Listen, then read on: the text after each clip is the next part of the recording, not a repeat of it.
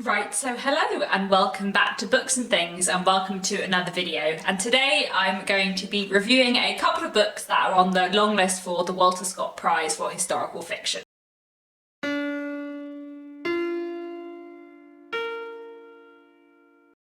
So today I have a dual review for you. I'm going to be talking about Hinton by Mark Blacklock and also about A Treacherous Country by K.M. Krumink. So both of these two books I read because they are on the long list for the Walter Scott Prize, which I am currently reading along with, and I'm really enjoying this process of reading along with it so far. The shortlist has already come out now for the Walter Scott Prize, so once I finish talking about these two books I will talk a little bit about my thoughts on the shortlist, though so far I have only read these two books, neither of which are on the shortlist, so I don't have that many thoughts, but I'm excited to keep reading along with the long list and the shortlist, and hopefully I'll manage to get through the majority of the shortlist by the time the winner is announced at the beginning of June. But first off, let me talk about my thoughts on these two books which I read recently. So first I'm going to talk about Hinton by Mark Blacklock, which I read on my Kindle, so I won't hold this up for very long, but here is the cover, and here is the cover in colour. This is a slightly weird novel that I didn't massively get on with, to tell the truth. Hinton as a novel is based on a real-life historical figure, the Victorian mathematician Howard Hinton, and the novel explores his work, his family life, his family, and a particular scandal that occurred during his life. The novel opens with Howard Hinton, his wife and his 4 sons living in Japan. They've been living there for several years after we know that Hinton and his wife fled London after a scandal. At the beginning of the novel we don't really know what the scandal is, although obviously it's a thing that really happened in real life, so you can find out about it online, and I did read the timeline at the beginning of the novel of his life, which maybe I shouldn't have done because it meant I did know what the scandal was, but basically Howard and his wife have been living abroad following this scandal, and at the beginning of the novel they move from Japan to the US, where Howard has got a teaching job there, and then we basically follow the family kind of over time throughout the novel, from this point in time over many years for like the first 2/3 of the novel, with a little bit of jumping in around in time and a few like letters from Howard's father to him in his childhood interspersed. And then 2/3 through the novel the structure kind of becomes more complicated and we learn about what this scandal was that affected Howard and his wife's life and why Howard ended up leaving London, and we get a lot of letters between various different real historical figures who were kind of on the scene and knew Howard Hinton at this point in his life, while also following Howard Hinton's sons. So the novel is quite complicated in structure, which I feel like I should explain because I feel like it does make it slightly hard to get into. I feel like you would find the pacing better if you were expecting it to have a slightly unusual structure. So I had a few things that I really liked about this book and a few things that I didn't really like about this book.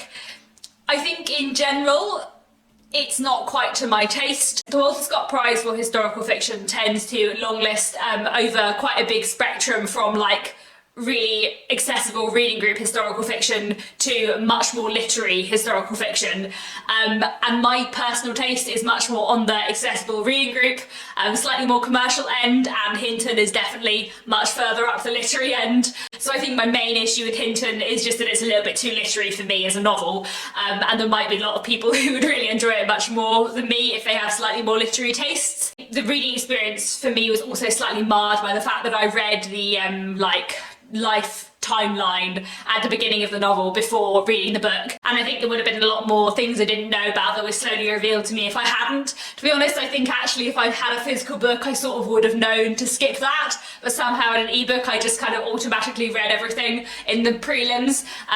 But anyway, that's beside the point. And also, the novel starts off in Japan, and I had got the impression from the blurb that the whole novel was set in Japan, and I'm really interested in 19th century Japan, so I was really looking forward to reading a book set in 19th century Japan. But actually, there's a handful of scenes set in Japan, a handful of scenes in London, but the majority of the book is set in the US. So I found that slightly disappointing, but obviously that's to do with like my expectations and nothing to do with the book. But anyway, I think the main thing I struggle with Hinton, aside from that, was that the structure was very complicated, and I didn't feel the structure always served the plot. Because the structure was quite complicated, I found it quite hard to get to like the heart and the point of the book. There were some things about this novel that I did really enjoy. I found the exploration of the characters of Howard's sons and his wife really interesting, their relationships and how their lives have been affected by this very complicated man, Howard Hinton, and by the scandal in their family's past, how that affects all of them and the relationships between the sons, the way the sons feel at times quite resentful of their father. I thought all of that was fascinating. Howard Hinton himself is an interesting character, not a very likeable character a lot of the time, and a very kind of complicated character. And I think the way he causes problems in his family's life is very, very interesting, and his kind of like self-centeredness, his obsession with his kind of mathematical theories, all of that stuff was really interesting. And the relationships between the brothers, and especially what happens to the brothers after they kind of leave their parents' home, that stuff was all really, really interesting. And there were some really, really emotional moments exploring the lives of the sons and Mrs. Hinton especially, which I really, really liked. But that wasn't what the whole book was about. And actually, I feel like if the focus had been shifted away from Hinton to his family, I would have liked it much more.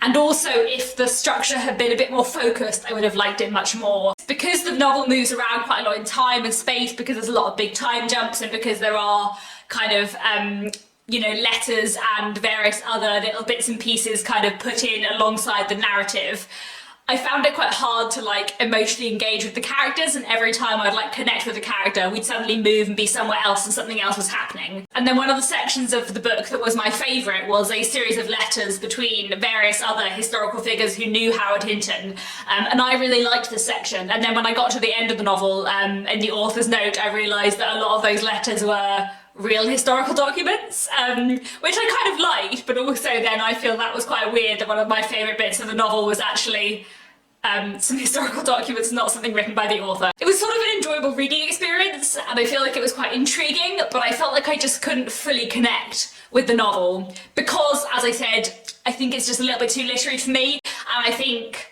I was really interested in the characters, and actually what the novel was interested in was kind of the themes. And I think the novel was more about Howard Hinton, and I wanted to know much more about his family.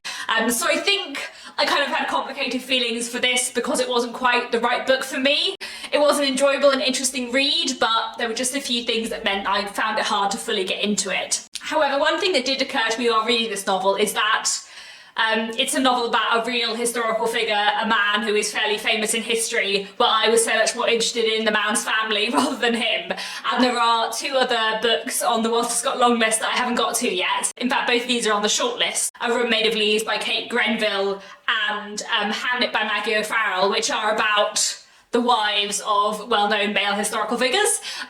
So I'm really looking forward to them now, because actually Hinton made me think, actually that's something I really enjoy, if only Hinton had been more about his wife. Anyway, I have many more positive things to say about Treacherous Country by K.M. Krumink. This is a novel that I really, really enjoyed, and I definitely preferred to Hinton. Hinton, I feel like, was very much a 3-star read for me, and this is very much a 4-star read, and if the ending had been slightly different, maybe it would have been a 5-star read. I don't know. I really enjoyed it, but I could have done with a little bit more at the end. So, A Treacherous Country is set in kind of mid-19th century Australia. We're following an Englishman, Gabriel Fox, who has travelled from England to Australia.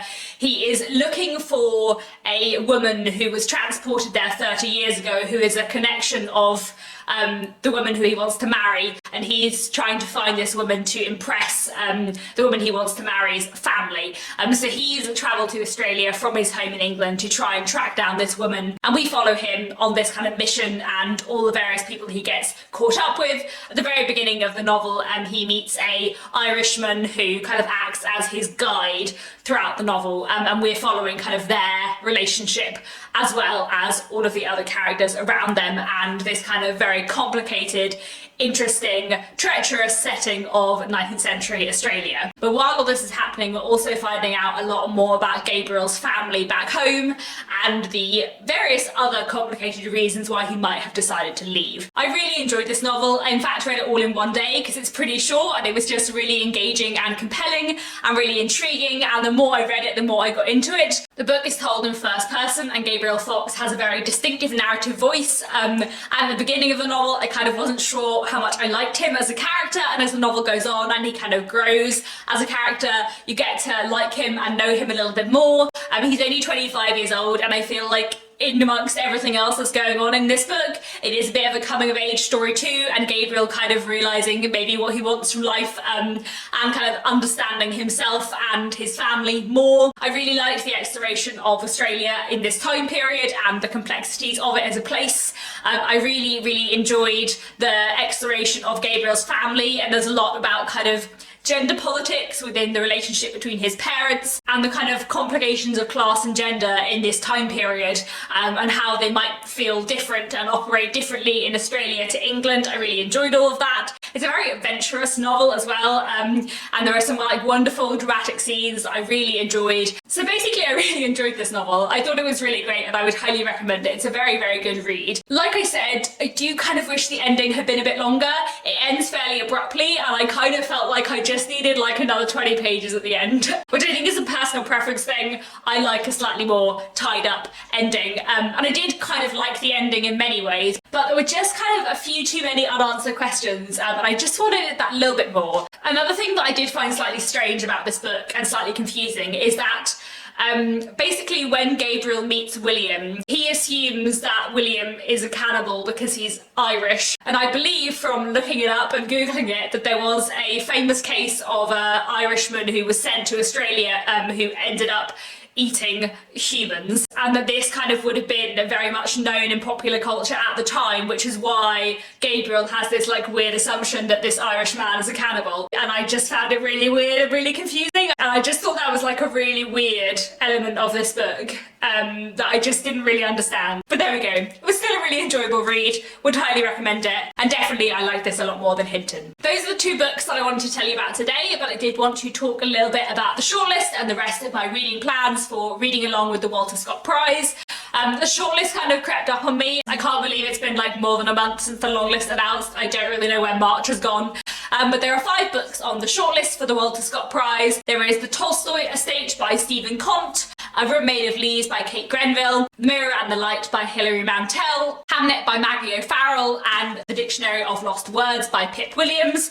I'm quite excited by the shortlist. Obviously I haven't read any of these books yet, but I would say that Hamnet, A Room Made of Leaves, and The Dictionary of Lost Words were 3 of my most anticipated books from the long list, and 3 that I'm really excited to read. So I'm very excited to see them on the shortlist, and I'm now more excited to read The Tolstoy Estate as well. The Mirror and the Light by Hilary Mantel is the only book on the long list that I'm not going to be reading because it's the 3rd in the series and I haven't read the previous 2. So now my current prediction is that I'm going to read 10 out of the 11 books from the Walter Scott Prize long list, and then the winner is going to be The Mirror and the Light, which is the one book I won't have read. That's my current prediction, but maybe that won't happen. I'm definitely going to read the other 4 books on the shortlist anyway, and I'm also going to try and get through the rest of the long list too. I am very keen to make sure I get to those 4 books on the shortlist, but there are some others on the long list that I'm really keen to get to as well. So in terms of my next read for the Walter Scott Prize, I'm hoping to pick up Afterlives by Abdul Razak Gurna pretty soon. I'm also hoping to read Mr. Beethoven by Paul Griffiths